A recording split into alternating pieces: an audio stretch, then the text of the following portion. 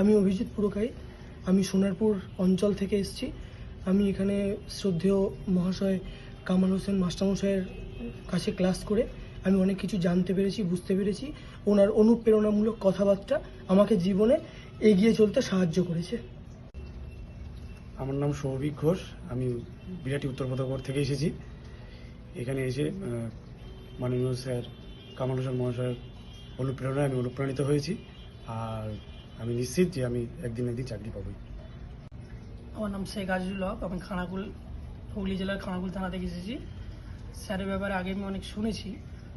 এর আগে একবার আমি যখন ক্লাস 12-এ পড়তাম তখন 24 ঘন্টার একটা সেমিনার ছিল, সেখানে স্যার প্রেজেন্ট ছিলেন, সেই সময় শুনেছি। এবং আজ এখানে পড়তে এসে স্যারের অনুপ্রেরণামূলক কথাবার্তা শুনে আমি অনেকটা অনুপ্রাণিত এবং পরবর্তীকালে স্যারের স্টেপগুলো মেনে চলার চেষ্টা করব। আমি দীপা রায়, আমি রাজারহাট থেকে আসছি। স্যারের আজকে ক্লাস করে আমি খুব অনুপ্রাণিত এবং ভেবেছিলাম যে আর কি অনেক পরীক্ষায় দিচ্ছিলাম যে কি করব না। স্যারের কথা শুনে আজকে খুব অনুপ্রাণিত আর এবং পরবর্তী জীবনে এগিয়ে যাব। আমি রুবিনা খাতুন, দক্ষিণ 24 পরগনার মহাস্থলী এলাকা থেকে আসছি। আমি এর আগে নিজে থেকে পড়াশোনা করতাম, কিন্তু ঠিকঠাক হচ্ছিল না। আমার মনে হচ্ছিল যে একজন যদি ভালো গাইড পায় তো পড়াশোনাটা একটু ভালো হতো। তো আমি কয়েকদিন আগে ফেসবুকে আমি এই পেজটা দেখেছিলাম, সেখান থেকেই আমি এখানে এসেছি। তো আজ এসে আমার মনে হলো যে আমি পারবো।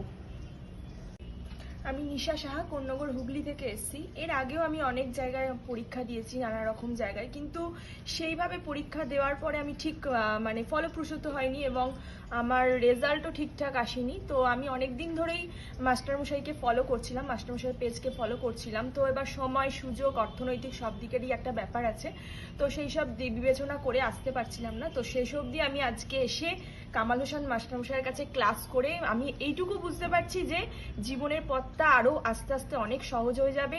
আমাদের মাথার উপর আছেন স্যার, আশা করছি যে ভালোই হবে, যেটুকু হবে।